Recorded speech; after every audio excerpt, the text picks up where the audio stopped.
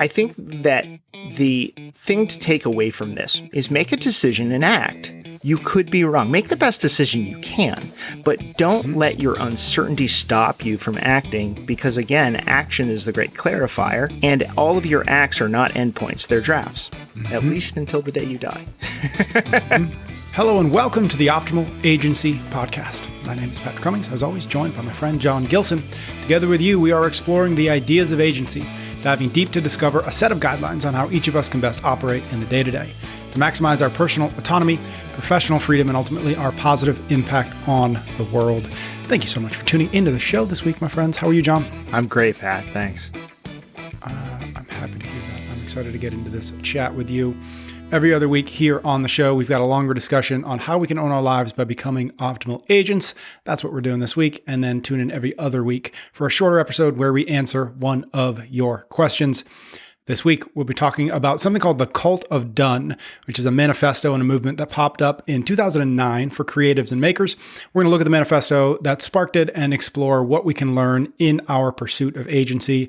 And then we're going to wrap up the episode with a hot take on a recent article that I came across about the American dream and the struggles that some millennials are having in reaching it. Cult of Done. I thought I would start with just, like I said, this is a manifesto, came out in 2009. There are, it's basically a list of 13 things. I'm going to read through all 13. Then we're going to dive into just a couple of them, 4 specifically, that we want to pull out in this pursuit of agency. But here's all of it. And if you Google Cult of Done, you'll get all of these in the first search result. Here are the 13. Number 1, there are 3 states of being: not knowing, action, and completion. Number 2, accept that everything is a draft. It helps to get it done. Number 3, there is no editing stage. Number 4, pretending you know what you're doing is almost the same as knowing what you're doing, so just accept that you know what you're doing even if you don't, and do it. Number 5, banish procrastination. If you wait more than a week to get an idea done, abandon it. Number 6, the point of being done is not to finish, but to get other things done. Number 7, once you're done, you can throw it away. Number 8, laugh at perfection. It's boring and keeps you from being done. Number 9, people without dirty hands are wrong. Doing something makes you right. Number 10, failure counts as done, so do mistakes. Number 11, destruction is a variant of done. Number 12, if you have an idea and publish it on the internet, that counts as a ghost of done. And number 13, done is the engine of more. So like I said, we're going to pull apart a couple of these, but I think first, John, maybe a little bit of context as to what this manifesto is, where it came from, a little bit of background. Yeah, I think it's really important to understand who wrote this and why they wrote it. So this was written by Bre Pettis and Keo Stark. Bre is essentially a maker, and Keo is an author. And so this was aimed at facilitating the act of creation in that artistic sense, in facilitating making and facilitating writing. And so we're bastardizing this a little bit. You know, we're pulling it over into the world of agency. I just want to point out that we can only criticize its contents or utilize its contents in its original context. What is it for? And I think one of the things that we should understand as optimal agents in the world is creation is not consumption. And if you've been following along with the podcast, you've heard me, we've heard you rail over and over again that we want to limit our consumption because it contributes to our wealth, but we want to create because it adds to our happiness. And so we're going to take this one more meta level up and say, how can we use some of the cherry-picked principles from the Cult of Done to build the life that we want? And so of the 13 principles, and I find them fairly duplicative of each other, or frankly, they make the same point over and over, that we can pull 4 of them that are truly impactful on agency. But I'd also point out how meta this whole thing is. They wrote it in 20 minutes. In, I believe it was literally their partners, their romantic partners, life partners. They wrote it literally, I understand, laying in bed in 20 minutes. And so very much the rules encapsulate the spirit of what was done here. They got a draft in 20 minutes. It was in no way edited. That's why there's 13 rules and they're duplicative of each other. And right, they published it to the internet, and their 12th rule was if you publish things to the internet, they're done. So this was very tongue in cheek, but there's some power here. And so I want to pull that out for our listeners. Love that. Okay, cool. So as I said, I think there are a couple that we want to kind of take out of the context that it was written in and bring it to our conversation, this idea of being an optimal agent. So again, just the 4 that I think we want to highlight. Number 1, there are 3 states of being: not knowing, action, and completion. Number 2, accept that everything is a draft. It helps to get it done. Number 6, the point of being done is not to finish, but to get other things done. And number 10, failure counts as done, so do mistakes. So let's start with the first one first. There are 3 states of being: not knowing, action, and completion. Yeah. Omitting that you have to accept the premise that there are only 3 states. What this implies is that action is a great clarifier. When you act, you learn and you evolve, you get further on in the step. And so without action, there cannot be completion.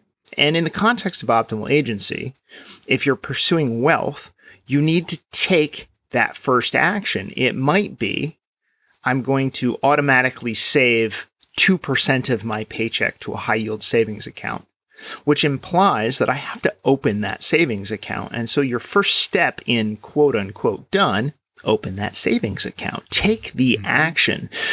We are looking to avoid paralysis through analysis. Oh my God, I want to be rich. What are the 15 things I have to have in place? Well, you'll clarify what the next thing you need to have in place is after you get the first thing in place. And so I think we can look at that as wealth. We can look at that as health. Hey, the first thing you might need to do if you want to build your muscle mass is buy a pair of dumbbells. Well, when they get to your home, you're then going to have to say, well, what do I do with these things? And so maybe step 2 is I'm going to watch 5 follow-along dumbbell training videos on YouTube until I find an instructor whose style I vibe with. Right. The third step might be I'm going to buy from that person a program to use these dumbbells. And then you're going to find out maybe a week in that it's way too hard for you and you started doing P90X when maybe you should have just been doing some low and slow bodybuilding style training to get accustomed. And so it's the idea of, hey, I don't know. Okay, you don't know? Act. Do something about it. And the next step will reveal itself to you. Now, I think it's worth also noting what completion means in this context, right? Buying the dumbbells is a completed act. Then watching the videos is a completed act. We're not talking about the long tail completion of I'm fit, buff, and strong. We're talking about completing that immediate thing. So it doesn't indicate finality. It indicates a next step in an evolution. So right.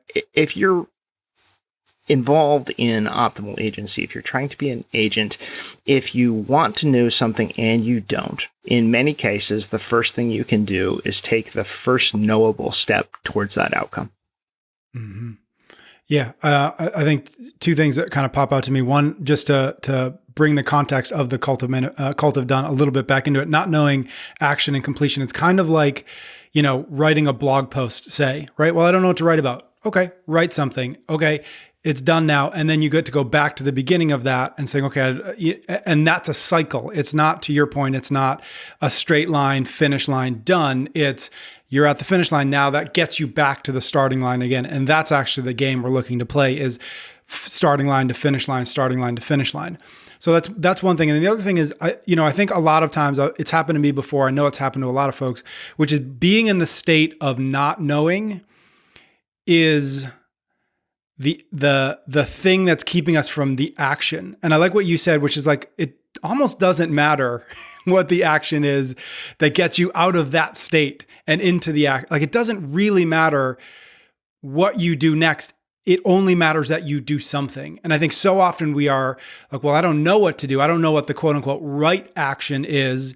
And so I'm going to wait until I figure that out before I take an action, when it's actually sometimes it really doesn't matter what the next thing is as long as you're moving in that action. Yeah. Yeah. So I'm developing a ski wax company right now. Ski wax, beeswax, ski wax? That's right. Beeswax, ski wax. And this came about because there is no beeswax ski wax. And it turns out there's some good reasons for that because of the nature of beeswax. But I'm looking to, of course, bend reality to my will. And so I went and did some research and said, well, is anyone selling this? The answer is no. I did some further research and saw that there was a company that does custom wax formulations. And so I contacted them and I said, will you make this for me? And they said, what's in it? I said, I don't know. It's ski wax. Here's what ski wax does. Send me a sample. Okay, so those are all just actions. Do I have a company yet? No. Mm-hmm. I haven't sold a thing. I don't have a website. I don't even have a logo. Right? Mm-hmm. I just have this sense that an eco-friendly ski wax that biodegrades rapidly in marine and terrestrial environments will be well received in the market. And so they sent me back an email the other day, said, how's testing going? Well, with this wax, the first sample they sent, it sucks. It's terrible. It's terrible. Like, its melting point is too high. It's impossible to scrape off the bottom of my snowboards. It's actually decently quick, because it's hard. The wax is hard. But I sent them back an email and said, fix this. And they said, we'll send you another sample. And so think about all of those just simple acts. All I did was call somebody. But it leads to a cascade of more. And we might find out at the end of this evolution that there is no beeswax ski wax. In other words, this is a quixotic Sisyphusian sort of thing to be doing. But without that action, there cannot be the next step in that chain. I love that. I've got a similar example, which is that I decided about 2 or 3 months ago that I wanted to write a kid's book. And I was like, well, I don't know how to write a kid's book.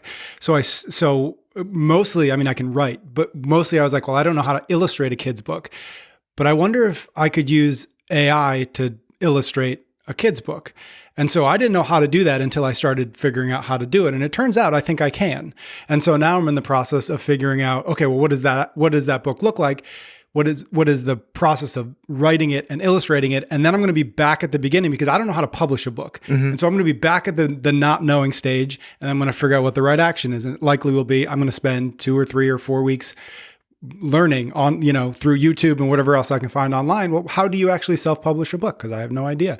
But that is the fun of it. But if I had stopped, and if you had stopped at, well, I don't know how to make ski wax out of beeswax, or I don't know how to make a kid's book, that's where most people stop. Yeah, I have no idea. Instead of what is the first action that would lead me to greater knowledge and clarity? Yeah. Yep. Awesome. Love that. Cool. Number 2, accept that everything is a draft. It helps to get it done. So I think you only see what's missing after you enact a solution, a preliminary draft solution. You're only going to get to the life that you want to have if you make a series of decisions that get you on the board. If you make that first decision, should I try this job? Does it fit with my values? You make that second decision. Where should this job be? Where should I live? Third decision, who should I live with? I'm now at a point in my life where I am on my 3rd serious romantic life partner. Mm-hmm. Right. And I've learned from all of the preceding relationships several things. What do I want in a partner? But I've also learned what my own values are along the way. And I've also learned that matching values matters more than almost anything else, because I've put other things at the top of that stack of priority. Right. And I've found that my happiness in a relationship has only come when I have gotten that stack rank right. Well, to get that stack rank right, what did I have to do first? I had to get it horribly wrong. Mm-hmm. And I had to see what the result was of getting it terribly wrong. And so not only is everything a draft that you have to do to find out more to get to that next step, your whole life is a draft. Right? The job that you have today tells you what job you want. The partner you have today tells you what partner you might want in the future. And it might be the one you've got, right? The act of investing in certain things might tell you what your actual risk tolerance is for investment in the future. I used to think I was going to beat the stock market because damn it, I'm smart. I didn't realize what the true environment is, that Renaissance Technology and Jim Simons are out there with 100,000 PhDs crunching and actually beating the crap out of the market, right? So I said, I'm going to buy individual companies. I can tell which companies are going to succeed and can't, because I've had the joy of running a $12 million company. So why wouldn't a $2 billion company just reveal itself to me, right? And so for the majority of my investing career, I was buying individual stocks. I was buying what I knew because we were in e-commerce. I was buying Apple and Amazon, and I was buying Shopify and so on and so forth. And I actually got pretty lucky. I did really well early on. In fact, if you looked at my results versus the NASDAQ over the first 10 or 15 years, I was beating it by about 2 to 3 times. So I was getting this really great compounding rate. And then the pandemic hit. I said, this hasn't changed the fundamental thesis for anything. And actually all of my tech stocks skyrocket, right? Mm-hmm. And then the pandemic ends. And all of a sudden, this tap of people being at home and only having Tether through electronic devices ends, and the valuations ascribed to tech companies at the same time that the pandemic's ending and the Fed is raising interest rates tremendously, those valuations drop like a stone. Like a stone. Same thing with bonds. Bond values dropped. And all of a sudden, I went from being a smart guy to a guy who was sitting on a paper loss at 30%. And I said, holy cow, like the market hasn't fallen this much, just my holdings. And so I started to realize that I might be able to beat the market for a little while. But if I want to compound truly over time, I'd rather compound at 6% constantly for 30 years then 30% for 3 years, and then 2% thereafter. And so I ended up saying I'm going to make the switch from individual equities to ETFs and mutual funds. But I wouldn't have known if I had never tried, right? And so I think that the thing to take away from this is make a decision and act.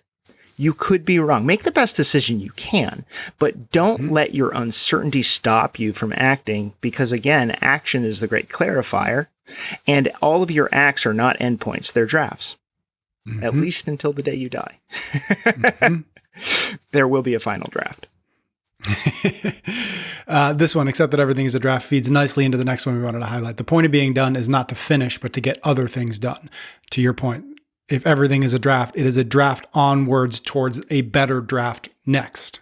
Yep, exactly. So this point just underlines evolution. So we go through the idea of, okay, what has the Cult of Done given us? It says act. It says don't worry about the repercussions of your act. It's just a draft. And then it says the point of that draft is to make another draft. And so we start to see this evolutionary process at work. Love that. And then the last one, failure counts as done, so do mistakes. And I just want to highlight one thing that really this Cult of Done is about that we haven't really talked about, and I would love to get your thoughts on, is perfection. And actually one of the list here that we didn't highlight is that is number 8, laugh at perfection. It's boring and keeps you from being done. So where do you think about, or how do you think about perfection as it relates to this last one, failure counts as done, so do mistakes? Yeah, that's a great call out. The perfection. So a lot of people will hide behind, I am a perfectionist, therefore I do not act, or therefore I do not publish, or therefore I don't put this out into the world, therefore I don't find the new job, therefore I don't find a new partner, etc. And I think that this entire manifesto is geared at subverting and killing that idea that something needs to be perfect, because if you start to think not as there's a 2-step process. I build it, I release it, it must be lauded, accepted, given laurels, and, launched into space. If those aren't the only 2 steps, and the step is instead try 1, try 2, try 3, and then more, and then more, and then more. If you believe in compounding, you don't have to be perfect. You just have to engage in the process. And I think that also highlights the process versus outcome mentality that we talk about quite a bit. That is, you might think you need to write your children's book and then sell 100,000 copies for that to be successful. Okay, selling 100,000 copies is an outcome. But if you started to think, well, I write children's books, and what I'm going to do is I'm going to write and release a children's book every 2 months. right? And granted, the narrative arcs aren't that complicated. You could probably do that, right? You'll know that by the time you get to the first book's going to be terrible, or as terrible as anything you make could possibly be, which is not very terrible. But then you're going to make you're going to do a whole nother book. It's going to have a different narrative arc, but you will have learned the lessons of the first. It'll be closer to perfection. And so we don't get closer to perfection by ruminating. We get closer to perfection by writing, releasing, and this is important, getting feedback. Right? You need a cycle. And I do some sales training for some of my clients. How do you actually sell things? You don't, I've got somebody I'm training right now. She's genuinely brand new, and I'll refrain putting, adjectives on her performance, but she's brand new and her performance shows that she's brand new. And so she's scared to have the next sales conversation and screw it up. And what I'm saying to her is, I need you to go have that conversation. Here's some feedback on the last conversation, right? We role play those sales so I can give her feedback instantly. And then I release her into the wild. She comes back a week later and I give it to her again. She's nearly paralyzed with anxiety. And I'll put this out there that she's going to screw it up. And all I have to do, and all you listener have to do, give yourself permission to fail, because it gets you closer to that endpoint. So you've got to be willing to fail. You've got to be willing to make mistakes, and you've got to be willing to quit. And so I think this is the other thing. They say failure counts as done, so do mistakes. I say so does quitting. So does quitting. You can get down a path and say, hey, this isn't the right path. I'm going to stop this evolution where it sits. And so when you fail, when you make a mistake, or when you quit, the important thing is that you learn the lesson of what you did. That no matter how far down that chain you went or how early you stopped, you're learning something. And so when you learn, you can evolve. One of my probably biggest evolutions as a manager of other people, as a manager of growing enterprises, happened through a massive mistake during the Boston Marathon bombing. We had it. So the staff of Again Faster was in this, what's actually a tank bridge. So these were the bridges that they used to move tanks from a munitions factory to the shipping channel in Boston during World War II. I love that office. Yeah, it was a cool office. So we had this suspended tank bridge. I think it was like on the fourth floor probably. That sounds right. And anyway, so I can still picture it to this day. And news came over the Boston Marathon got bombed, and a lot of our employees, we're all Boston people. And so we all have friends in the race. We all had kind of, somebody you knew that could be hurt, and we didn't know if people were hurt. And I remember having some younger employees come to me. I want to say I was probably 31. Something like that. So, about 12 years ago, come and say, oh my God, this has happened. What do we do? Looking to me for leadership in a place where I was completely unqualified. And of course, I did the thing that a son of, an Air Force Master Sergeant and the grandson of a gunnery sergeant in the Marine Corps does. He says, well, the bad guys don't get to win. We don't shut down our business because some asshole tried to hurt some people. We're going to keep going. Well, it turns out it was about the worst mistake I could have ever made as a manager, because what they needed right then wasn't strength. What they needed right then was the okay to say, what we're doing here, selling kettlebells and dumbbells and barbells, doesn't matter. It doesn't matter compared to the health of your friends and family. And if I hadn't made that mistake and saw the devastation in people's trust in me that occurred, I wouldn't know how to manage today. I'm managing a very small staff of 8 that's working on a fledgling enterprise right now. And I've imposed that value set over the top of our operation that if you need something to be taken care of for yourself, your family, your emotional needs, it takes precedent over anything we're doing. And so this draft of a company is going to be a lot more successful, at least managerially, than that draft was. Failure is a better teacher than success. And so I think that if you look at that and you embrace this evolutionary process, you can say it's okay for me to fail. It's okay for me to screw up. No matter how hard it is to learn that lesson, I'm going to be better and stronger for it on the other side. Mm-hmm. That's a good bridge, I think, to the last thing I wanted to talk to you about, which is to again, the manifesto itself, very maker, creative, focused, and friendly. I think we've done as good a job as we can do to kind of pull that out, bring it into the world of agency and optimal agency. But I'd like to go one step further and just hammer on, how do we take this idea of the cult of done, of anti-perfectionism, of make mistakes and learn from them, into our lives in a real way in pursuit of agency? The simplest thing you could listen to this podcast and do is to go do the first step of the thing you're scared to do. Mm-hmm. Literally. Now, there are perhaps smoother ways to do this. If you're somebody who learns by reading, who learns by doing, I think there's a concept that really is applicable here called real world prototyping. In other words, if we're going to accept that everything is a draft and it helps to get it done, well, how do you draft major life decisions? How do I draft a change in my location, my job?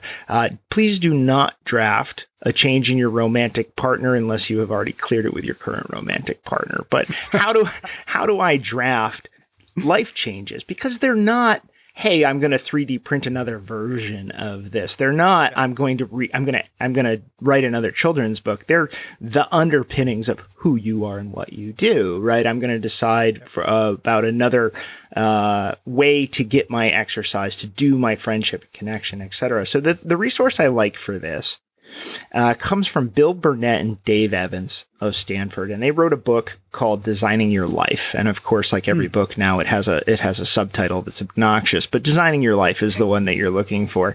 And I think what they give you more than anything else is a match to the Cult of Done manifesto, which is, this is about action, not diagnosis. There's nothing wrong with you. There's nothing wrong with you. And so you should view designing your life as joy and more, not as a correction of wrongs. And then the next thing they're saying is, well, why should you prototype your life? And they really give this laundry list of really good reasons. It's to ask questions. It's to expose any assumptions you're making about the change you're contemplating. It's to involve others in your decision-making process. And we talked a little bit about the need for feedback and evolution, and to learn more about your own plans. You know, why am I doing that? And so they talk about what is a prototype. And so these are the things that you could, maybe if you're sitting at a desk and not driving a car, like write these down. This is what a prototype is. It's cheap to construct. In other words, it's not going to cost you a lot of money. Second, it's fast to implement.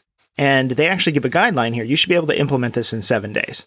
If you can't implement it in 7 days, it's not a prototype, it's a decision. And then they say that it needs to allow you to learn something. So cheap, fast allows you to learn something.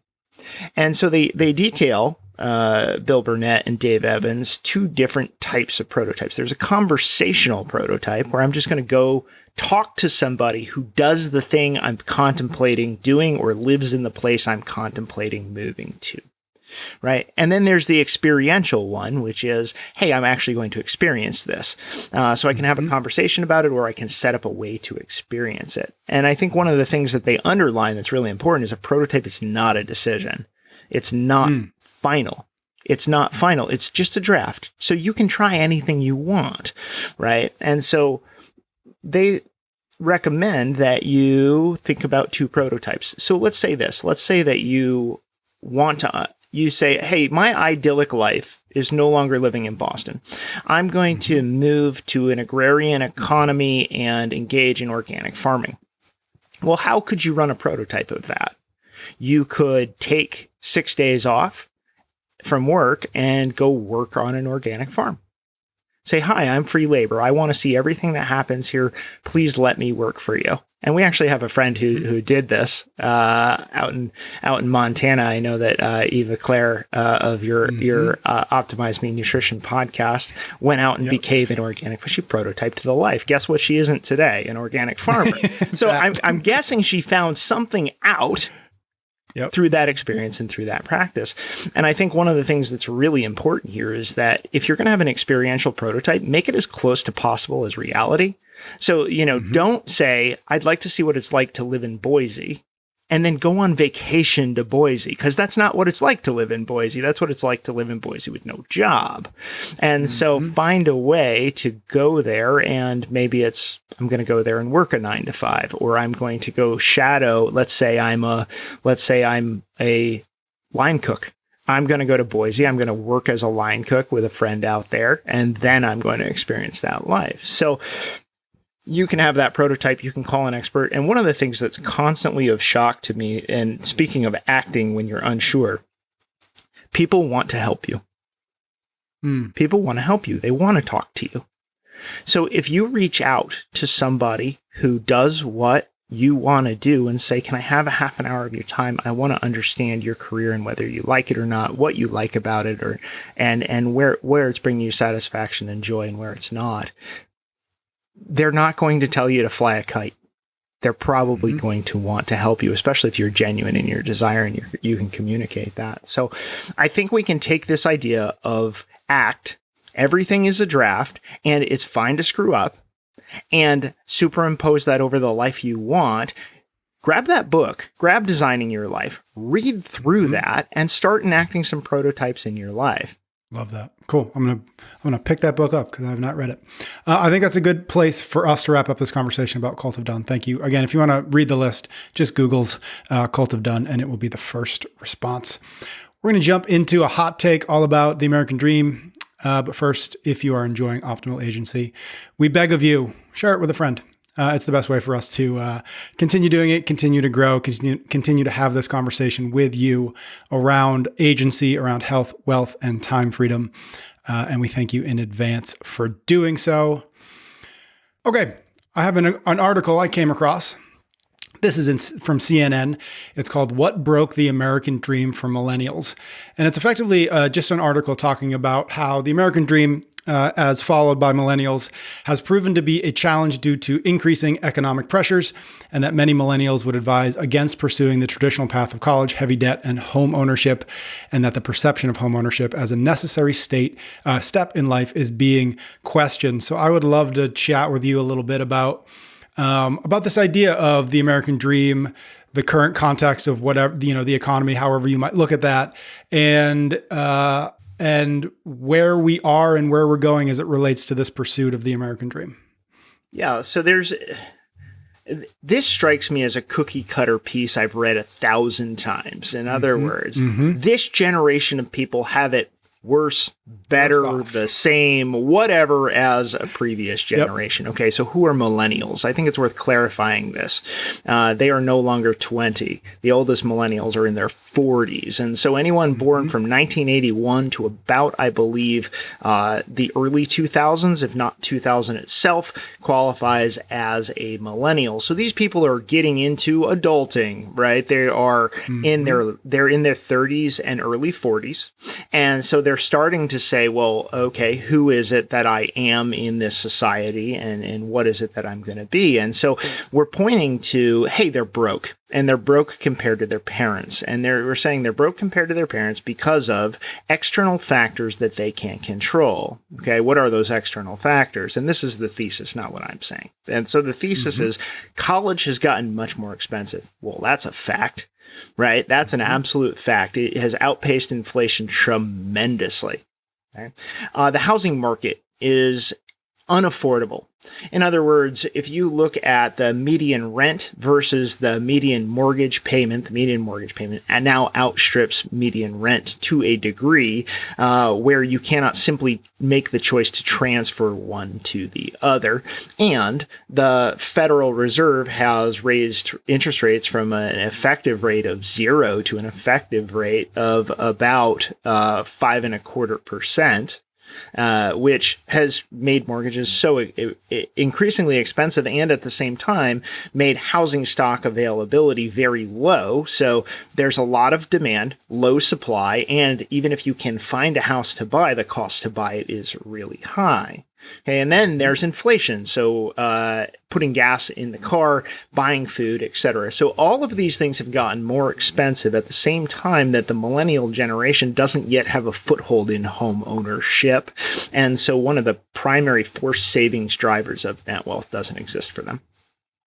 Okay, so that's our backdrop. And so the question is, what do you do about it? Well, let's look to the wisdom of the crowds here. What should you do about that? Okay. I think the first thing is understand the American dream is not your dream. And if you've adopted it wholesale as your scorecard, it's possible that you're making a mistake. In other words, I must be a parent. I must own a home. I must have a college degree. Okay. None of those things maps one-to-one over, I need to improve my health. I need to improve my wealth. I need to improve my time over my command so that I can increase my agency so I can have impact on the world. In other words, it's a non sequitur. The American dream does not lead to agency. It can, but there are many other paths. So the question isn't, how do I win at this game with these shitty rules? And the answer, of course, to that question is probably don't play. Yeah. And so you have to ask yourself a better question. Here's the better question. How do I choose the game I'm going to play, and how do I author the rules? Okay. Now, you do not get to make up for the fact that college degrees tend to be needed to get certain jobs. You can make up for the fact that you can build wealth without ever getting one by looking for the jobs that have high rates of pay, especially in locales where you can live for a low cost of living. Right? So choose your own game. And I think it's worth saying again that there is a difference between a default scorecard, the American dream, and your scorecard. So write yours. What matters to you? Is it home ownership? It might not be. I own a home with my girlfriend, Annie. We bought this house for about $500,000, and we've already sunk another $100,000 into it just to keep it airtight, basically, not because we did anything fancy with it. Like, there are downsides of home ownership. Don't decide it's necessary for you. Home ownership's not actually on my scorecard. It's just where we happen to be because of where we wanted to be. It was easier to buy than rent. But my scorecard has almost nothing to do with material goods, and neither should yours. And if you think about the American dream, how do we describe it? Right? What's the American dream, Pat? Yeah. Buy a house, picket fence, 2.5 kids. Yeah. 2 cars in the garage. Yep. Right? Get a promotion every year, go on vacation, get a dog. Okay. Those are all material things, and they are not your priorities, right? And so my priorities, number one is us. And when I say us, I mean me, Annie, and our respective families. Okay. I don't need to own anything for my family to be my family. My second priority is no stress. So what does that mean in operation?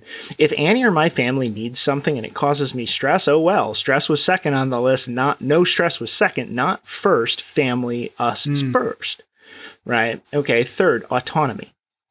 Okay. I need to be in control. That should not shock you in any way, shape, or form if you've been listening to this, right? The fourth is mountain sports. I need to snowboard. I need to bike. I need to hike. I need to snowshoe. I need to get out there. I need to be healthy.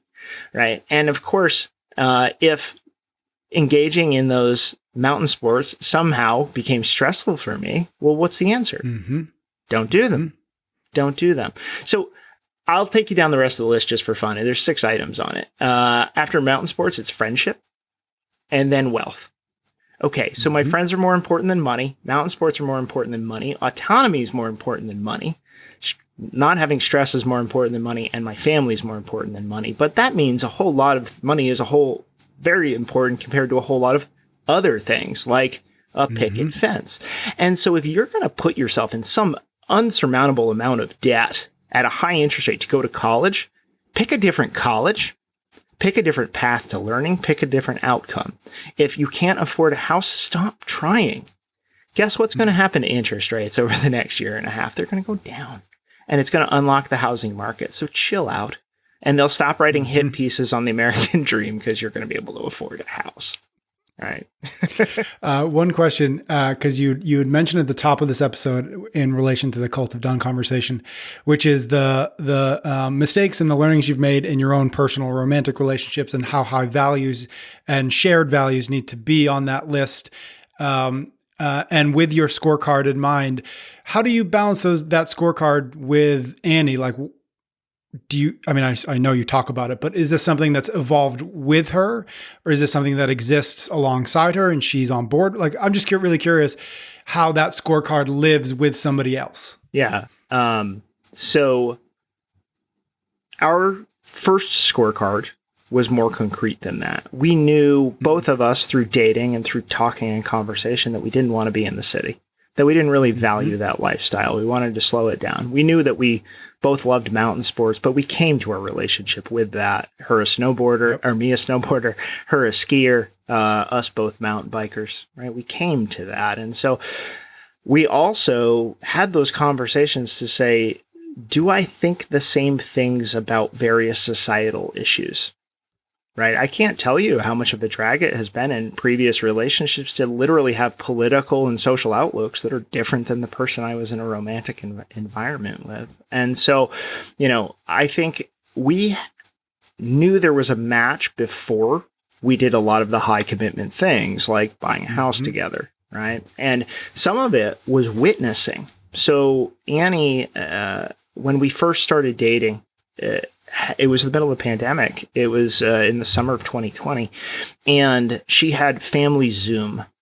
Okay, this essentially standing appointment to talk to mom and dad. And I realized I had never prioritized my family in any real way. And so I witnessed it. And I said, well, this sounds like a pain in the ass. I have to talk to my parents once a week on Zoom. Like, I'm on enough Zoom calls. But then I realized I never talk to my parents. I love my parents. Yeah. I'm close to my parents, but not really, because I'm not actually making that effort. And so a lot of the values have been by witnessing and then trying. I saw what she was doing and I said, okay, mom, dad, let's try this. And it turns out now I get on, mom gets on, my dad gets on, my little brother Andrew gets on with my niece Anna. And occasionally my twin brother gets on with his wife and his family. And when they do, it's almost like we're all together. And you start to realize this is more important than anything else. This is more important than money. This is more important than my free time. This is more important than whatever I'd rather be doing. And so I'd say that Annie, more than anything, has been an example for me of a life well lived and a balanced life. And so we shared values, but then I would also argue my values have evolved to mirror hers because I'm paying attention to what they are and I'm willing to try them even if they seem foreign. Mm-hmm. And it's a nice callback too to what we started this conversation with about the 3 states of being: not knowing, action, and completion, where I think a lot of us have periods in our lives where we're not really sure what we want our life to look like, right? With all these standards out there, the American dream, fill in the blank of all these other things. And we don't know specifically what we want our life to look like. And to your point, I think, fire up Zoom, try. Maybe it's this, right? Maybe it's that. Maybe it's a stronger relationship with your parents. Maybe it's living in a place that you can do your mountain sports, whatever it might be. The point is, like, going from not knowing to action. Anything will get you closer to knowing. A weekly Zoom call might not be the solution to a better relationship with your parents, but it will get you closer to knowing what that better relationship will look like. And if, in fact, a better relationship with your parents is the thing that feels like, or is one of the things you maybe are missing in your life. That's exactly right. Through action, you get to choose your own game and you get to make up the rules. And if you choose the game and you make up the rules, you win. Love it. All right, we're going to wrap it up there. Thank you, my friend. Thank you, everybody out there, for listening. Thank you for your ratings and your reviews. John and I will be back next week for another episode of Optimal Agency.